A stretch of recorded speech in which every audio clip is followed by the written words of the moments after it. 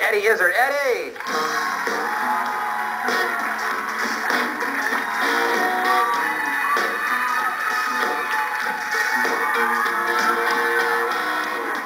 How are you, Eddie? Good to see you. I am very good. Always a pleasure to have you here. We saw a little bit. I was on the road all summer long, and I know that your tour. You had like just a huge tour. 34 cities in America. That's crazy. Which I was thinking, it's probably, yes, about 3 claps. It was the kind of applause I was getting every night, actually. How did it go? No, it was great. I went all down the Bible Belt saying that there was no God. And oh, wow. And that was really fun. You killed, or were you killed? No, it was interesting because I was playing like 2,000, 3,000 seaters, and the people in there were the people who were agreeing with me. In the Bible Belt, they were going, "Hey, how can you say this stuff?" And they were quite surprised. What was this? What sort of did you cater your material to? No, I do universal material. If I'm in Reykjavik in Iceland, or if I'm in L.A., or if I'm in Kathmandu, same stuff. What sort of stuff do you? Is it highly politically fused? Or? No, it's more social political. You know, it's just I've come to the conclusion there isn't a God. I know America's really into God. I know you're really into God. Well, it's on our money, so it's kind of. What, God? Oh, yeah. Well, in God we trust. I thought Washington was on your thing. Yeah, I don't know. He should be your God. Worship Washington. Okay. But anyway, so in America, into God, and Europe, we're not into God, because we killed so many people in the Second World War and the First World War. We decided he probably wasn't watching. So that's the conclusion we come to. You lost your right. Well, no, it's not that we lost our right. We actually thought he didn't give a damn. Yeah. What did you Good learn? reaction. I like that. That kind of. Yeah. Can you say that on television? But yes. Yeah. Well, I think with the people smoking at home, it's funnier. No.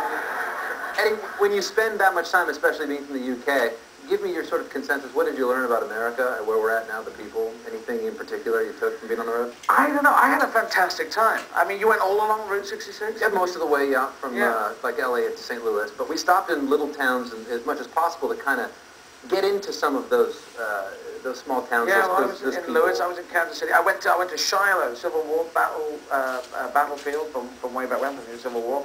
I went to the Kennedy Space Center. It was lots of different places. Went all over, Miami, northeast. It was great. It was really good. I think America's always been. There are two Americas. There's obviously when you come to election, it's all very separated out. There's the Republican and the Democrat. But I tend to cruise more with the Democrats. I'm going to vote for Obama.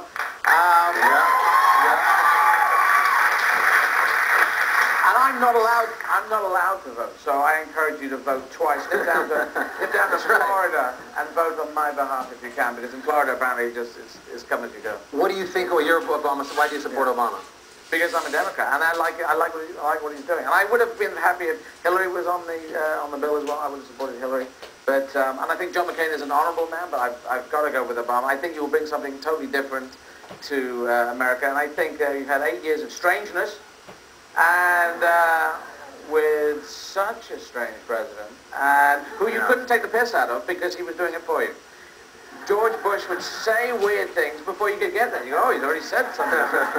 He was good at that, and apparently he was playing, people said, oh, he's really clever, and he's playing the dumb thing. Right, like Paris Hilton or something. Well, who does that? I don't know anyone who is very clever. Right. And why would they do that? What like he's brilliant, with his wife for 5 minutes? It's fine, he's a rocket scientist, but he plays an idiot. Right, yeah, it doesn't make much sense. No one does that. What about this whole craze with Governor Fallon from Alaska? That's like, especially in the last, yesterday, since they announced her. I know, it's been a whole frenzy. I know, it's a strange frenzy at the moment. And there was a picture of her with a gun, which wasn't her, but now there's a picture on, I think, Newsweek with her with a gun, so that is her. So, it's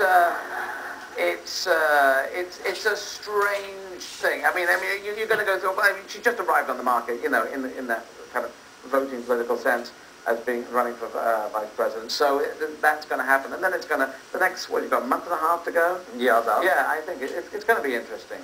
What about your boy, Russell Brand? I was at the VMAs, the MTV. Did you see him? He took a lot of heat for...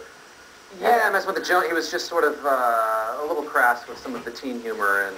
Well, he was doing more adult stuff, and there's a lot of teen... Well, they got great ratings, and everybody seemed to watch the VMAs this year, but Russell being an English presenter, some of his humor, I think people took slight offense to. Well, I don't know where music has gone totally. I mean, I've never been an encyclopedia about music. I'm an encyclopedia on films and comedy, but music, there's an interesting thing that you may know about this. In the 50s, apparently, you were not allowed to write your own music. That was on the contracts, you weren't allowed to write it. And then in the post-Beatles thing... I did not know that. And apparently in the post-Beatles thing, then you had to write your own music. And that's what people started buying, was the hearts and minds, the soul of the thing, the actual, what these people felt. And then that just disappeared in the 70s, 80s, and now it's kind of models will quite often be fronting bands, and the people behind it are doing great, you know, they write great catchy songs, but it's nothing to do with heart and soul, and that's just sort of disappeared from a lot of music. It's funny because I think the economics of the music business now with digital downloads is one of the reasons why music just seems so afraid, because it's sort of everywhere, but it's nowhere. Because you can get music everywhere, and it just seems like, you know, people are making deals, and I think people are producing stuff, but I feel like there's a need for that early 90s Nirvana. Where's that angry guy in the garage? Well, you can't fake comedy. It's much harder to fake comedy. You can't say, this guy's, he's pretty, he's I feel like even comedy's at that place now, too, where we need to find more people who are just sort of ha-ha funny, but are just intrinsically funny people. I find comedy is a very, stand-up comedy especially, is a very good and real creative medium, because you can't really fake it. You can't say this guy's pretty. Is stand-up in a good place right now? Well, let me just finish the point. You can't just say he's good-looking and just be funny now. You can't say all this stuff and mean it from your heart. It's got to be funny. We become like comic philosophers. That's where stand-ups go to. It's interesting. It's a great place, and it's a very. It's interesting because there's also not that many sort of comedic situational comedies on conventional television. Yeah. Yet there's some great, brilliant minds on the road somewhere. Yeah, and we can say whatever we want on the road. So it's you get less of that. And it's always funny. Well, yeah, well, you can just take it to interesting places, because it is 2008, and we have been around for 4,500 million years getting to this point. Or if you're a creationist, been around 12 years. And, or is it 8,000 years? So there's a difference in this period of time, you know, and I believe there's this long gestation period, and now we're here. And let's talk about the whole thing. Are you running? Did I read that?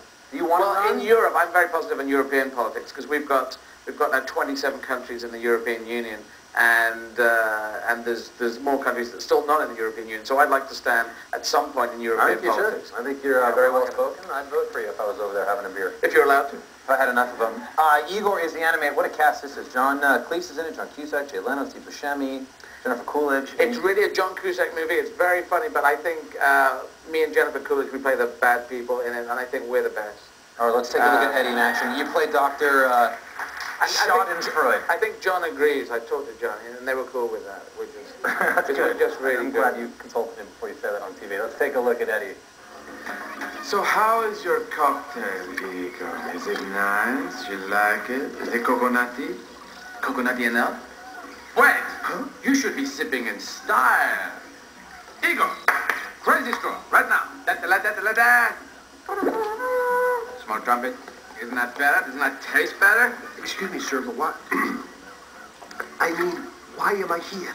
You can drop that slur around me. I don't even make my Igors talk that way. Isn't that right, Igor? Oh, that's right, Master. How many times do I have to tell you? Call me Frederick. Very funny. It's so beautiful. Well, it's good. Very weird. Are you done with all the comedy this summer? You done? Yeah, I've done America, now I've got all the other countries in the world to do. Well, good. Best of luck to you. Always great to talk to you, Eddie. So pleased to have you. Eddie Izzard, everybody. Igor opens Friday. Everyone will be right back with Cat Power right after this. Great.